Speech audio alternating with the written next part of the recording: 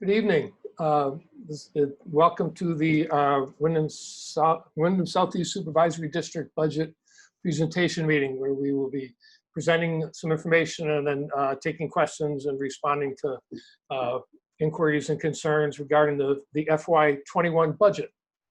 And I would like to just do a little bit of background before we start, because the board that is presenting this budget is not exactly the same board that developed it. There are 4 new members on the board that were not on before, and two are gone. And one of the people who is gone is the former chair of the board, who did a really terrific presentation in March of the budget. So we're going to start by watching a small segment of that, rather than have me try to do what she did so much better. So we're going to move immediately to a little 6-minute segment from Christina Naylor from March, presenting the basics of the budget. Here we go. So if you went to page 48 and looked at our SU budget, there were pretty significant cost increases in a couple of areas. And at the SU level, special education costs were up $2.5 million, basically due to students moving in the area that have increased needs and general increased needs. So that's a pretty significant increase that we have to reimburse the SU for. There was also, I believe last year, maybe 2 years ago, Brattleboro Union High School went to a Provision 2 free lunch program, and the reimbursements didn't work out quite as we expected. So the cost to support that program, which is free lunch for all BUHS students, is going to be approximately $200,000 more than last year. So then at the WSESD, there's other factors that are affecting our tax rate as well. A $700,000 increase in health insurance rate, that's really dictated by the state now. Increased salaries and a net of 3.4 additional staff. That's a $500,000 increase. The food service that we have to pay back to the SU for providing the food service at the high school level, $200,000. And I think I don't have that number right. I think it's not 200K, but I think it's more than that. But special education reimbursement to the SU is also increased. I think that's closer to $500,000. But we have some things that brought down our tax rate. We actually have an increased number of equalized pupils. So I think we have close to an additional 30 equalized pupils this year. So that helps bring down our tax rate. And we had several retirements. So while that's not always a great thing, it does when you take a teacher who is at the top end of their pay scale and bring in generally a younger teacher, that will also reduce our tax rate. So the other thing that's affecting our budget this year is last year, the board voted to use $1 million in reserve funds to bring down the tax rate. And this year we chose to use about $800,000 to reduce the tax rate. So that has an effect of increasing our tax rate slightly. But we felt that there's so much going on in the legislature right now that we're not very certain about what's going to happen, that we thought it was a good idea to keep the money in our fund balance and not spend down anymore. And we had about an hour-and-a-half discussion about that. So it's been clearly vetted that the board agrees this is the most prudent thing to do when the legislature's making a lot of changes for us, as usual. So the bottom line on the overview of the budget is our expenditures are up 1.8%, which is actually in line with inflation right now. However, our net education spending is up about 5%, and that is pretty close to what's happening statewide, and things like a 12% increase in health insurance when we are a large employer. Our biggest line item is employees, so that is going to hit our bottom line. And our equalized rate is $1.74. But wait, there's more. Ooh, I could have made a bigger font. Sorry, that's what happens when you make a PowerPoint at lunchtime. You don't vet it completely. So it's not over when we get to the tax rate, because we have different communities and statute requires that we adjust the tax rate for how the market value of our houses compare to the tax assessment. So for example, right now in Dummerston, houses are selling for slightly less than their tax appraised value. So in order to make it fair, there's a factor that the state calculates every year. Some guy, someplace, some woman, someplace calculates this, what's called the CLA. So you take that rate that we all share, $1.74, you divide that by each town's CLA, and that gives you your town tax rate. And I rounded the numbers. I go out one more decimal, but it would have been a smaller font probably. So there's another factor in figuring out your actual tax rate is most Vermonters pay their tax rate on something called income sensitivity.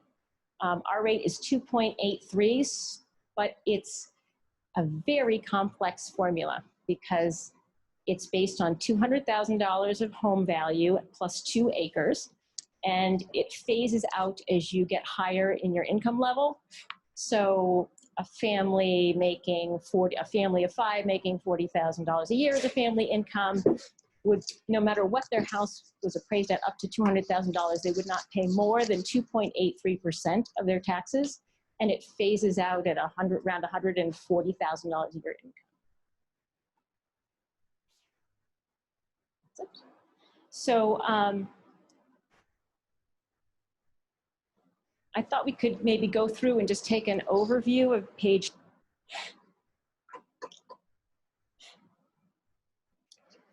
So rather than take an overview of the page, what I want to do is show you a couple of things that are different this year. The 1.8% increase that Christina pointed out was based on numbers that we had in March. And since then, the legislature has set the actual yield, which is a number that's factored into the formula to determine what the tax rate is. And the yield has been advantageous in our case, and we're actually under 1%. Actually, we're under 0.9%. It's a little over 8%, or I'm sorry, 0.8%. And so it's a significantly different number, and because of that, the tax rate is a little bit lower. And I've got a sheet to show you that does the same thing that Christina just did with the common level of appraisal, the difference between towns. And you can see here at the bottom, the FY20 compared to FY21, and the rates, the estimated property tax rates based on the common level of appraisal and the current yield, which is the number that will be going forth with, is these are the rates. For Brattleboro, it's $1.69.9. Well, you can see for Dummerston, 165.4, and for Guilford and Putney. And the increases, the percentage difference between the 2 years is also varied. It's also, it varies by town. So I'm gonna put that away, and just wanted to point out that if you have questions, if you go to the bottom of your screen, there's a thing that says participants or maybe chat. If you click on that, it gives you a column on the right-hand side of the Zoom screen. And at the bottom, there's a thing that says raise hand. If you click on that, I will see a little blue flag on my screen, and I will know to call on you. Before I ask for questions, though, I wanted to ask our business manager, Frank Rucker, if he had anything new or anything that he would like to add to the presentation before we go to questions. Actually, nothing new. I think the overview was great. David, the only thing I would mention is the document you shared just recently was the former page 12 in the annual report. So if you happen to be looking at that, that's what David just gave you an update on. Great, thank you. Okay, so Jody, I can see your hand, but only because you're one of the 6 people on my screen. So again, if you can't find the little flag, I'm not sure how I'm going to be able to find you. The chat is not is not a part of the public record, and I don't always have time to go take a peek to see what's there, but Jody, I your cannot- head. I can't find it, David. so- Okay. Well, why don't you go ahead, and then after you, Ann Beekman. Okay, what I was curious about is I just looked up online on your website on the budget, and there are different figures in there than you just gave. So is the web budget for the CLA and for the tax rates? They do differ. I've got that right in front of me, and I've got a picture of it, and then a picture of what you had. And for example, Brattleboro was. Well, let me, instead of going through the details, please, Jody, could I ask Frank, because he sent me the numbers I just put up, so he can tell us which ones are accurate. Okay, great, thank you. Yeah, so you're correct, Jody. The ones on the website reflect what we knew back in March as we were preparing for the March 17 public vote. And the big difference that David just referred to is if you were looking at page 12 of your annual report, which is that tax page, it's right at the very top, the very first line in that document. The legislature takes a recommendation from the tax commissioner back in December, and then they share that with the school boards. It's called the yield, the property dollar equivalent yield is the official term of that. And so we publish the numbers that you're looking at, and the numbers that you heard Christina refer to. Thank you, David. There it is. So I'm talking about that very first number at the top of the page, 10,998. Okay. Okay, so Yeah. that's the update that we just got from the legislature. And that figure recalculates all of the tax numbers on that page. What we knew from the tax commissioner back in March when we published the document, that number was 10,883. And as David said, the legislature certainly is very aware of the difficulties with our local economies, and they, by increasing that number to 10,998, that reduces our tax rates, and that explains the difference between what you saw on the website and what we have here. And we've just received that update from the legislature. This is very, very recent news that we're sharing right now. Okay, so you will be updating on the web before the vote so people can see this then? Yes, we actually did put this document on the web. I know there's a lot of documents there. There's a section on the website that's titled Budget Vote, right at the, as you open the website, and that document is on there. It was just posted, I think, yesterday. Okay, so it's not what I just pulled up a half an hour ago then? Yeah, unfortunately, there's the original on there, and then there's the revised. So hopefully people are going to listen to this and know which one to go to, because both Brattleboro and Dummerston are lower than the group at 174 or 172, I guess now, and Guilford and Putney are higher because of the CLA. That's right. And I thank you for getting the CLA out there, because it makes a big difference as to what our tax rate is, and people are going to look at the 174, and that's not what our tax rate is. Thank you. You're right. Yeah. Thank you, Jody. And you make a good point about this, or actually there's another point to be made about the CLA, and that's that we have no control over that. Our actual rate is 174. If it's higher in the surrounding towns, people have to pay more, but it's got nothing to do with what we're spending on the schools. It's just another one of the confusing aspects of school funding that the system has developed forever. But people are interested in what their tax rate is. They're interested Absolutely. in the bottom line That's- for them. And that's Thank exactly you. why we put it up. Thank you. Other questions? I'm going to switch over to gallery view in case someone is waving, because I don't see any little blue flags, which means you're all really happy with the presentation and want to go have dinner.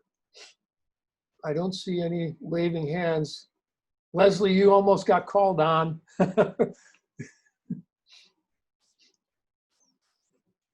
Okay, well, I don't see any questions. Oh, Jody's back.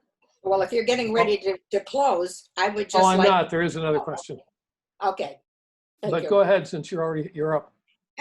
Well, I just want to, I've had several people contact me as to what's going on and whether we should vote for the budget or not. And I think if any year we should definitely vote for the budget is this year with the COVID-19 and what the students have been through. And that's, you know, hopefully that people are listening to that and care about the students and vote for this budget. Thank you. Thank you, Jody. I appreciate that. Ricky?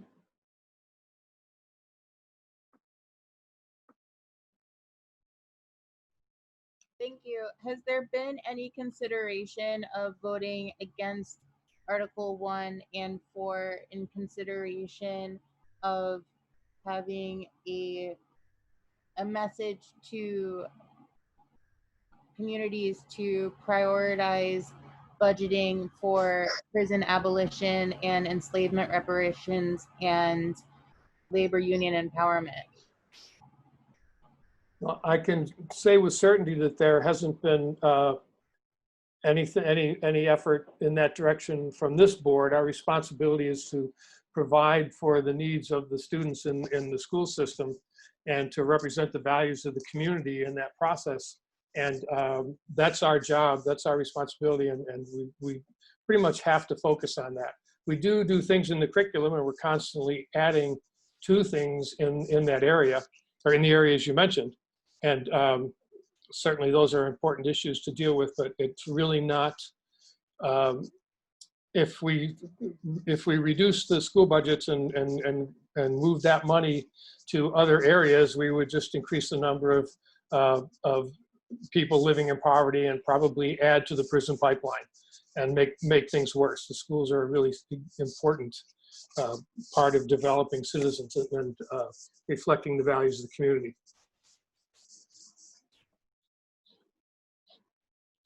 Other questions? I do. Go ahead, Chris. You don't know how to raise your hand, Chris? Oh, You don't have to. You can come in. is it with a reaction? Is it the reaction thing? I don't know. No, that's waving your hand or clapping your hands. I think if you click on the participants thing on the bottom, you get a list of participants, and down at the bottom of that, there's a raise your hand feature. Oh yeah, I see it. Yeah. You should come more often. Yeah, I would like to. So yeah, someone raised some concerns about there might that there could be some money that wasn't spent on extracurricular activities this year due to the pandemic and schools being shut down and all.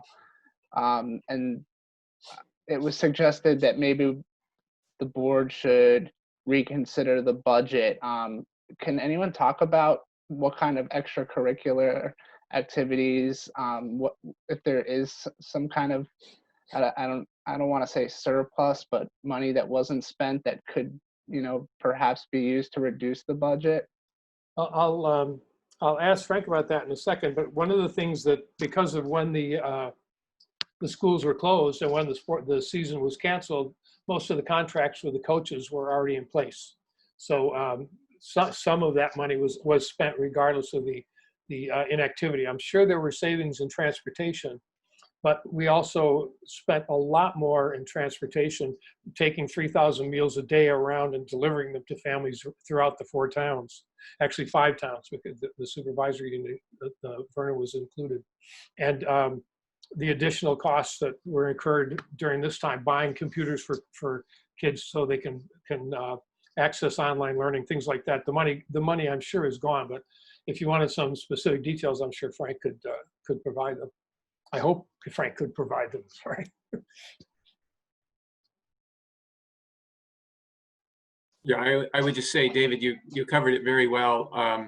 And we also are not sure, how opening school is going to look. We have a general plan, and of course, everyone is working hard to assure our students and our parents what school opening will look like. But we are anticipating there will be costs that were not part of the original plan because of the pandemic, of course. So any funds that may have not been spent, we're pretty confident that they will be needed. Just as Jody Normando, mentioned earlier, if there's ever a time where the public school needs, support, now is the time. Thank you. Chris, does that get to your question? Yes, thanks. Thank you. Yep. Thanks. Other questions? Ricky, I see your hand up again. Yeah, my follow-up question is that, are people on the board prepared to respond to if the public majority does vote against passing the budget for the previous reasons I gave? Respond to, I'm not sure what you're asking us to respond, to the issues that you raised. If the public majority votes against passing the budget, is the board prepared to respond to making changes?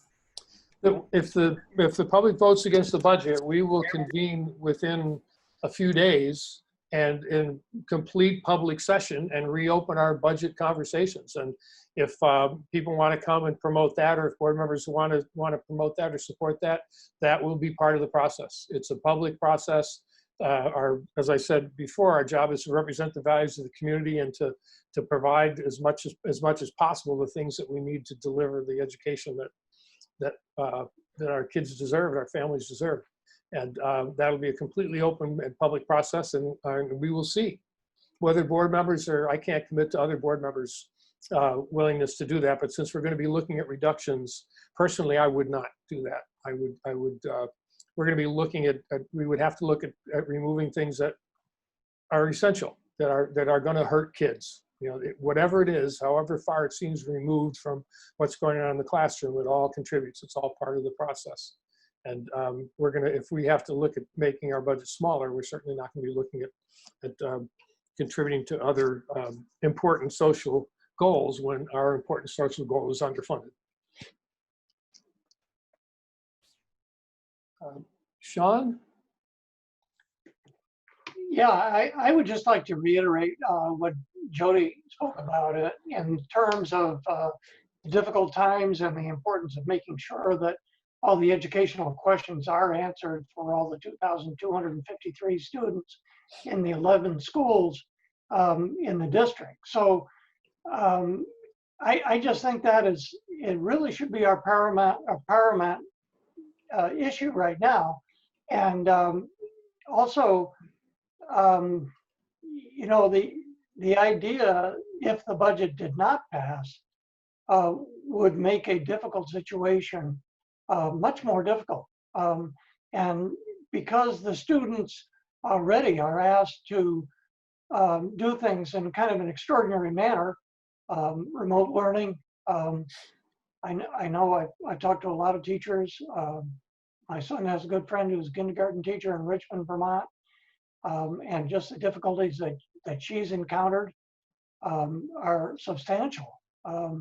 So I think that it would be equivalent if the budget was not passed and then we had to make additional cuts. It would almost be equivalent to the situation that we had at the high school when we did the $54 million renovation. And because we were expending such a large amount of money, some people thought, well, we should cut programs. And my son happened to be at the high school at the time, and I thought that would be double jeopardy. Not only is my son going through a high school that's in a construction zone, but if you cut programs, it's really not fair for the period of time that he happens to be in high school. So I think that because of all the circumstances and the timing, that the best possible thing for the 2,253 students in the 11 schools is to pass this budget so that we can make it through a difficult time with all the available resources that we need. Thank you. Thank you, Sean. Nancy? Hi, David. There's a question in the comment section, which I know you don't have the ability to monitor and run the meeting. I'm not being judgmental about that. Just it's impossible to do, I know. But it's a good question, and it's from Chris Beebe, and it says, from what I can see, funding for Guilford is down 10.8% or $200,000. Is that correct? And is there a quick summary of why that is? And I know Frank can explain that better than I can, and probably you can too, David. So I'm going to mute myself and let you guys explain it. But it's important.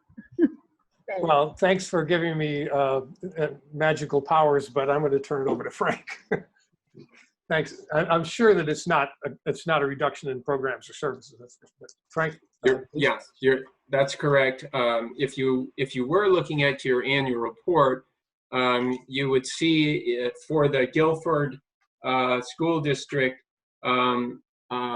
Chris is correctly noting that it shows the budget for that school site is going from $2,480,000 in the current year, fiscal year 20, and then going down to $2,217,000, or a reduction, as Chris has said, 200,000, more than 200,000.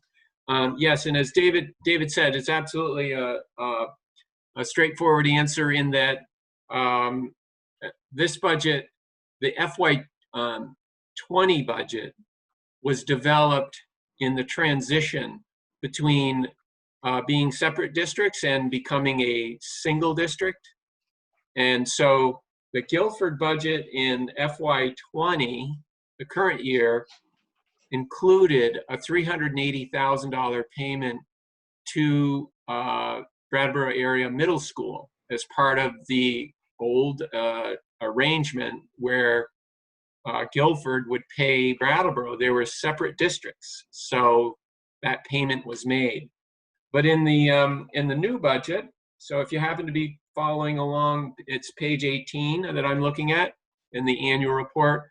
In the new budget, of course, because we are one system, one school does not pay another school any longer. And as a result, we've removed $380,000 from the Guilford budget. So when you do that math, you see that, well, if the budget's down 260, but we remove 380, it actually is a net increase when you remove that factor. And then you might say, well, what happened? Where's the 380,000 go? And well, the result of that is if you were looking at the same comparison revenues in 2020, the fiscal year we're in now, versus projected revenues, you would see that tuition revenue is down in the new year. And that, again, it just reflects that transfer is not necessary. So as David said, there's absolutely no reduction in programming. It's just simply netting out an old convention that's not relevant anymore, but program spending is actually increasing in Guilford. Thank you, Frank. Other questions? Well, I have one thing I would like to point out. If you look at on your screen, At the bottom, someone mentioned this earlier, there's a little smiley face with a plus on it that is for reactions. And you'll see there's a thumbs up and a clapping reaction. And since this may well be the last time that Lyle Holliday serves as superintendent of the school district at a public-ish electronic meeting, I want to give everybody an opportunity to give her a thumbs up and a good round of applause for a really astonishing job she's done over I mean, the whole world is changing, but nothing's changing like education, and nothing as fast as the last few years. And she has just, with such grace and such professionalism and such kindness, has just done a fantastic job for us and for the children in the community. So thanks to, and her husband's retiring as well, so we're getting a double loss here. Yes. So anyway, I encourage people for a round of applause for Lyle Holliday for her excellent service for, I'm not going to say how many years, Lyle, just. Thank you. I started when I was a child, so thank you for those kind words, David. Very nice. You're welcome. Thank you. So seeing no questions, Ann Beekman, would you like to? I think Paul has questions. He's waving. Oh, I don't have that, Scott. Which Paul? Paul, well, go ahead, unmute yourself, Paul, and ask your question. Paul Normando, I think. Okay, go ahead, Paul.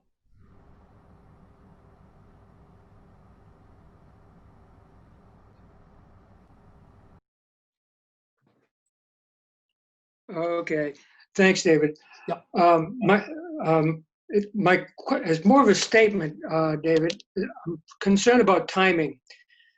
The election or the vote is next week, a week from tonight. And my understanding is that a lot of people have already voted. So a lot of our encouragement of trying to get people to vote for this budget may be already, maybe a little redundant, because I hope that those people who haven't voted will vote for the budget. And I certainly hope that the people who have voted will vote for the budget. But I'm concerned about having the information meeting so close to the actual vote. It seems to me it should have been programmed, if it was at all possible, to be at least in line of when voting opened, whether it was voting by mail or absentee ballot or whatever. So that's my comment, and I would hope that the board would take that into consideration in the future if we have voting by mail again, which we always have, I guess, voting by mail, but just in terms of that. Thank you. Thank you, Paul. When the Secretary of State changed the election laws, allowing us to vote the budget by Australian ballot rather than having to do our annual meeting, gave us that additional option.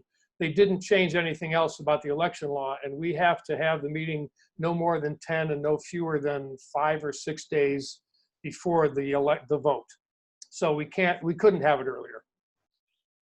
Okay. We wanted to have a couple of them, but it just was not possible. So we chose the electronic route, and hopefully it will work. Okay. Other questions or comments?